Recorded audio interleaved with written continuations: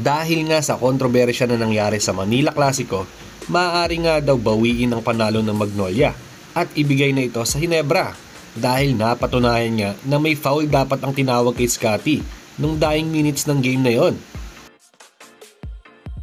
At Justin Brownlee nakaset ng bumalik this January para maglaro nga ulit sa Ginebra dahil hindi pa din nga daw siya nabibigyan ng sanction hanggang ngayon. Yan ang topic natin sa video na ito mga ka-sports. Tara at pag-usapan na natin yan.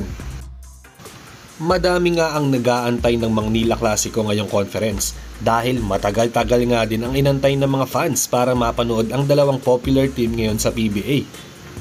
Nung una akala nga ng lahat ay easy win na ito, laro para sa Ginebra dahil lumamang na nga sila ng 26 points ng first half at halos hindi na nga makitaan ng chance na makabawi pa ang Magnolia dahil halata nga sa posture nila na parang gumigive up na sila. Pero nagbago nga ang ihip ng hangin pagdating ng second half mga ka-sports dahil nabuhayan nga ang mga players ni Chito Victolero at sila naman ang gumawa ng run. Pero yun nga, maaari nga daw bawiin ng PBA ang panalo na nakuha ng Magnolia sa laban na yun. Dahil after nga masusing i-review na ginawa nga ng PBA, dapat may foul nga daw talaga ang tinawag kay Thompson. Pero hindi nga daw nabigay yun ng mga official at hindi natawag kay Scottie. Kitang-kita nga sa replay na dalawang braso ang tinamaan kay Scottie pero hindi nga yung natawag sa kanya. Kaya nga nag-decide ng PBA na isuspinde ang mga officials laro na yon dahil ang dami daw nila sa loob tapos hindi daw man lang naitawag yun kay Thompson. Kaya nga galit na galit doon si Coach Tim Cone sa nangyari na yon kasi alam niya sa sarili niya at kitang-kita nga sa replay na dapat meron talagang foul. Alam niyo naman na medyo sensitive nga itong si Coach Tim pagdating sa mga ganyan. Crucial moments yan at panglamang sana ng Ginebra yon kung naibigay nga yung foul na yon dito kay Scottie. Kaya may nagsasabi na maaaring ibigay daw ang panalo dito sa Ginebra at bawiin na nga ito ng tuluyan sa Magnolia. Kasi yun nga, after i-review ni Kume, ang pangyayari, halata naman daw yun sa replay at ayaw din daw palagpasin ni Commissioner yung mga ganung bagay lalo na sa mga crucial moments. Lalong-lalo na kakaumpisa pangalan ng conference. Paano pa kaya kapag nasa playoffs na? So ayun nga yung mga iniiwasan nila. Kaya sobrang halaga nga ng bagong rule ngayon sa PBA na magkaroon ng coach challenge na kung saan pwedeng i-replay at reviewin ng mga referee kung tama ba talagang naitawag ng mga officials. Pwedeng mabago nga ito ng mga importanteng possession. Kayo ba mga ka-sports, pabor ba kayo na ibigay na nga sa Ginebra ang panalo at bawiin nga ito sa Magnolia after ma-review ni Commissioner Willie Marshall? Or dapat mag-move on na lang ang Gin sa laban na yon at mag-adjust na lang sila mga next game nila?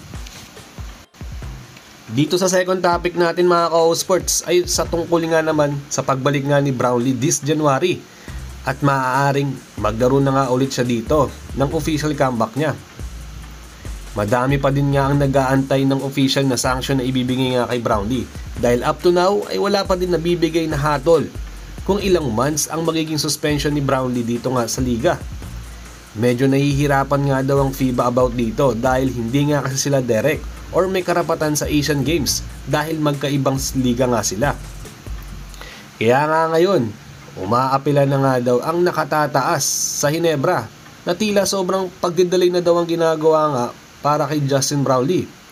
Kasi ang sabi, 2 weeks ago, ilalabas na nga ang hatol pero hanggang ngayon, wala pa din nga ito. Napilitan na nga kumuha ng ibang import ng jeans at pinili nga nila si Tony Bishop dahil baka masira nga ang momentum nila. Dahil baka sa kalagitnaan ng conference, maglabas ng hatol dito kay Brownlee kung ilang months ang suspension niya. Kaya ngayon mga ka-sports, babalik na nga daw sa Ginebra uniform si Brownlee dahil hindi naman daw siya isususpend sa kahit anong liga dahil hindi naman ito nangyari nga sa FIBA. Bagkos sa Asian Games nga ito.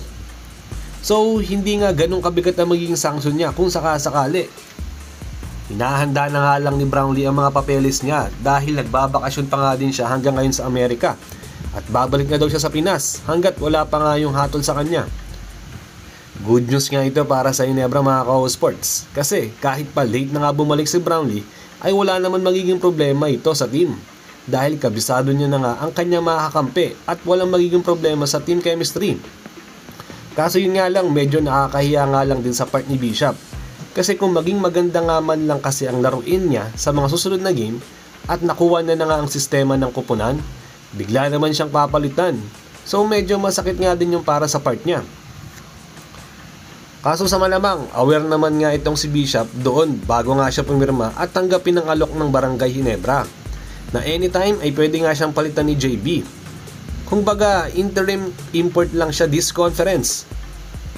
Pero paldo pa din naman si Bishop kasi buong buo naman niya makukuha ang sahod niya this conference kahit papalitan nga siya sa kalagitnaan ng season. Kayo ba mga ka-O-Sports, pabor ba kayo na kung bumalik na nga talaga ngayon si Brownlee kapag ka pinayagan na nga siya, or dapat mag-stick na lang tayo dito kay Tony Bishop at bigyan ng chance? Hanggang dito na lang muna tayo sa video na to at salamat sa panonood. Mag-ingat kayo palagi. Bye-bye!